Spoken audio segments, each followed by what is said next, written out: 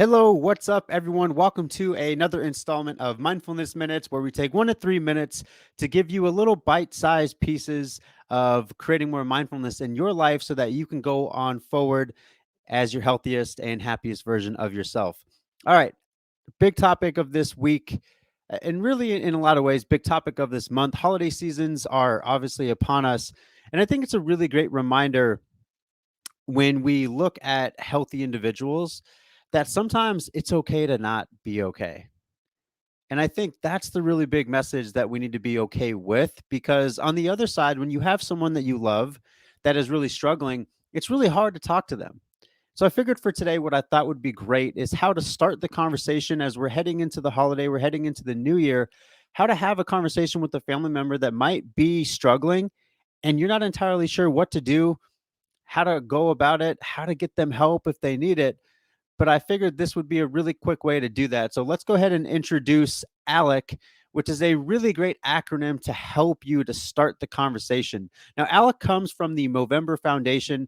Movember, if you did not know, is a phenomenal nonprofit where they are prioritizing men's mental health and starting conversations behind mental health and getting guys help.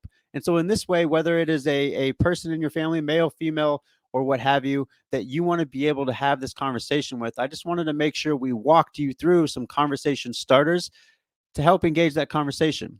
All right. And so the first letter or the first part of our acronym is going of ALEC is going to be ask. Ask how they're doing.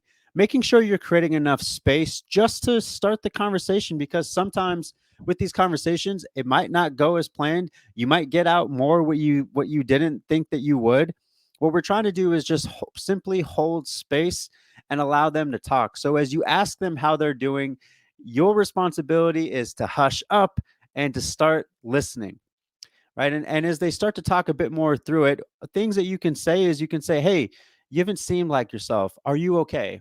Do you want to talk about something? Because this leads us into the L, where we get to listen. We get to listen to what they say. And we're not merely listening to say something back. We're merely listening just to hold that type of space. Being able to verbalize or use words that they use. So if someone says, hey, yeah, I'm feeling really sad about the holiday season.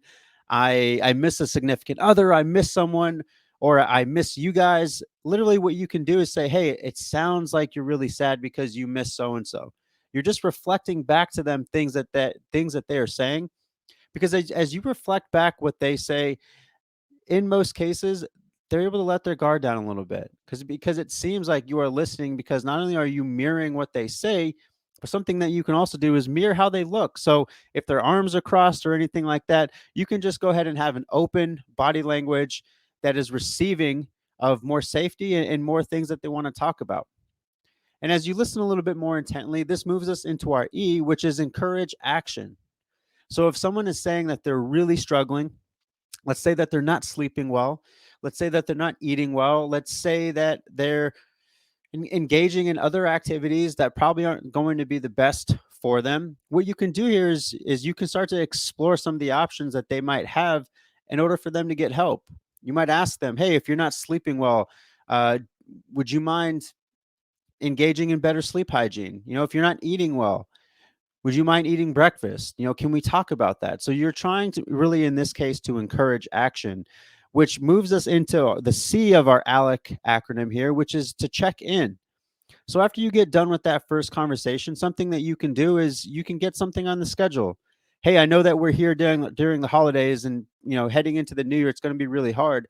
Do you mind if we check back in the new year? You mind if we go on that walk that we were talking about when you were saying that you're just not feeling well and you haven't been getting a lot of activity? Hey, do you mind if we check back in? I know that you said that you would be willing to see a therapist when we were talking about there. Can I just check back in on you?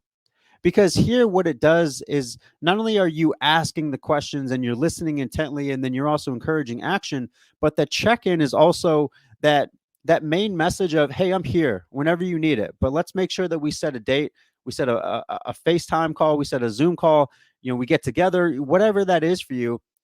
Encouraging that type of action and then checking back in shows them that you are there for them.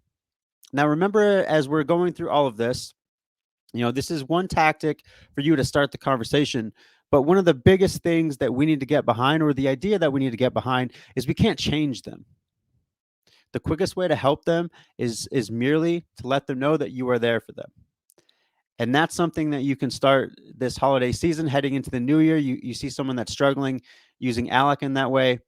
We're asking, we're listening intently, we're encouraging action, and then we're checking back in. I hope this is helpful. Happy holidays to you and yours. We'll see you later.